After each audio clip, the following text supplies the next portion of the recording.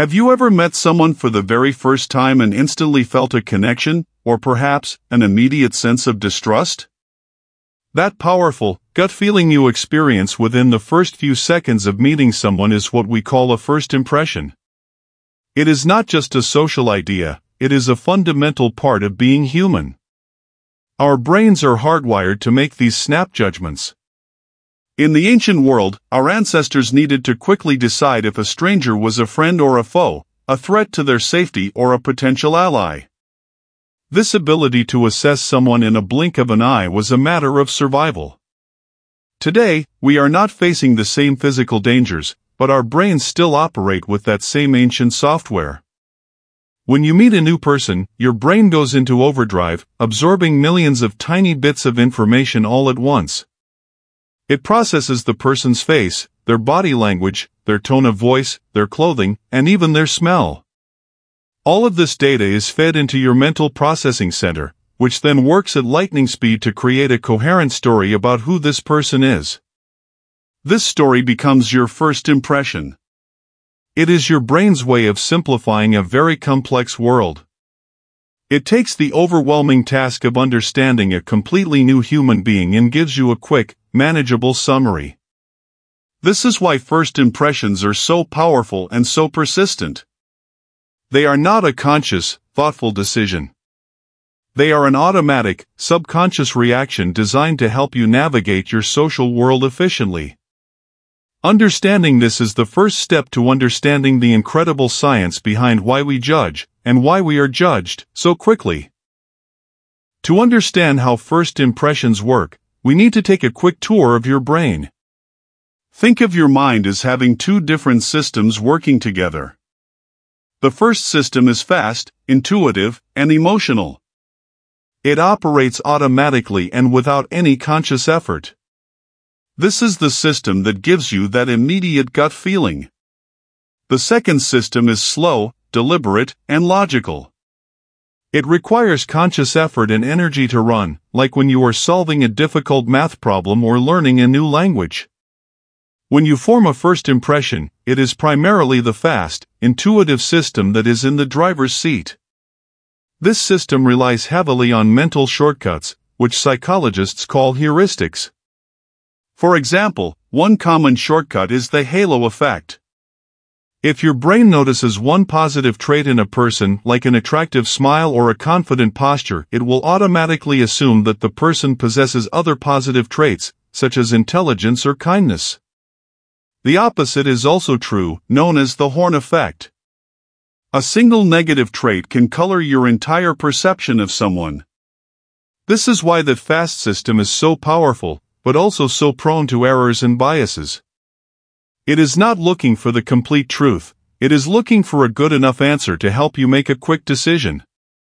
The slower, more logical system would take too much time and energy. So, in our fast-paced social interactions, we rely on the autopilot.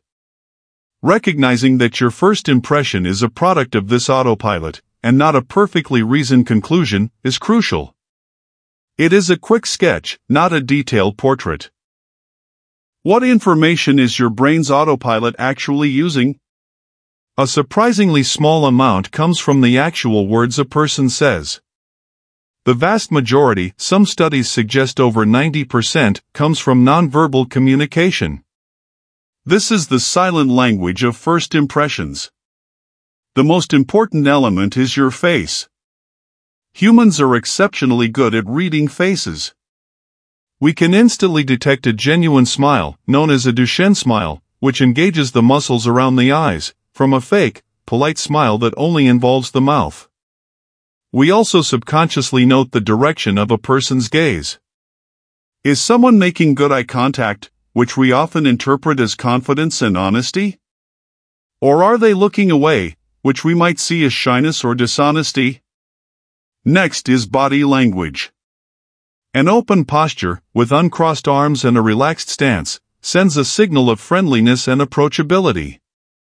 A closed posture, with crossed arms and hunched shoulders, can signal defensiveness, insecurity, or a lack of interest. Then there is appearance. While we know we should not judge a book by its cover, our brains do it anyway.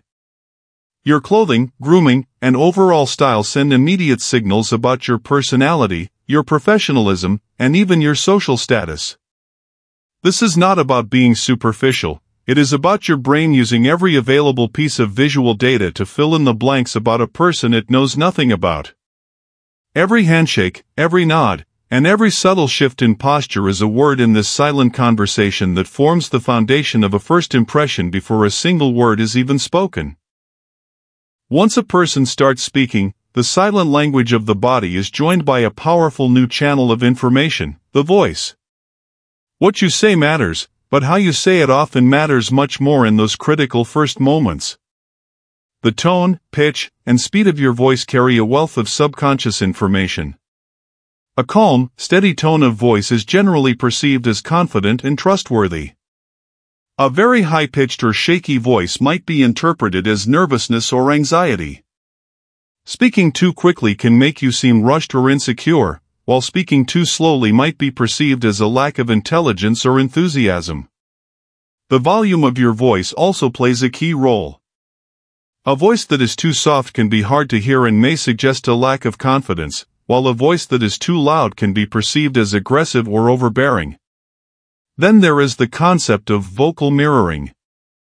Without even realizing it, we tend to feel more connected to people whose speech patterns are similar to our own. If someone speaks at a similar pace and with a similar rhythm, our brains subconsciously register that person as being more likable and relatable.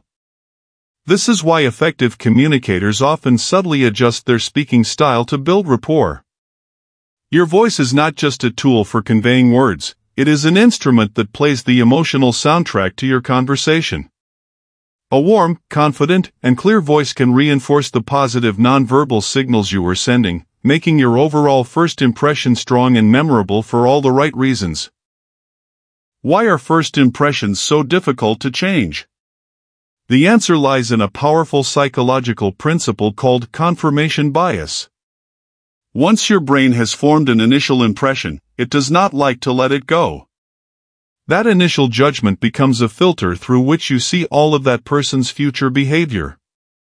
Your brain actively looks for information that confirms what it already believes to be true and tends to ignore or downplay information that contradicts it. For example, if your first impression of a colleague is that they are arrogant, you are more likely to notice every time they interrupt someone or talk about themselves. You might overlook their acts of kindness or their collaborative work because it does not fit the narrative your brain has already written. This confirmation bias makes first impressions incredibly sticky. They act like mental anchors, holding your perception of a person in one place. Changing a first impression requires a lot of conscious, deliberate effort from the slower, logical part of your brain. It requires you to actively seek out evidence that goes against your initial belief. This is why a bad first impression can haunt a relationship, and a good one can give someone a lasting benefit of the doubt. Understanding this stickiness is not about placing blame, it is about recognizing the incredible power of that initial meeting. It encourages us to be mindful of our own biases and to give people a second chance, knowing that our brains are working against us. Now that we understand the science, how can we use this knowledge to our advantage? The goal is not to manipulate others, but to communicate our true selves more effectively. First, be mindful of your nonverbal communication. Practice an open posture, offer a genuine smile that reaches your eyes, and maintain comfortable, respectful eye contact. This signals warmth and confidence. Second, pay attention to your voice. Aim for a clear, calm, and steady tone. Practice speaking at a moderate pace and at a volume that is easy for others to hear. This conveys competence and trustworthiness. Third, be present. Put away your phone, make sure you are well rested, and truly focus on the person you are meeting. When you are distracted, your body language and tone will betray you, making you seem disinterested. The person you are speaking with will subconsciously pick up on your lack of engagement. Finally, and most importantly, be authentic. People are surprisingly good at detecting insincerity over time.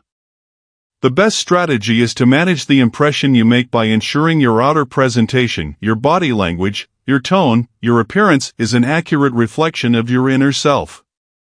Use the science not as a script, but as a guide to help you bridge the gap between who you are and how you are perceived, allowing you to make a first impression that is both positive and genuine.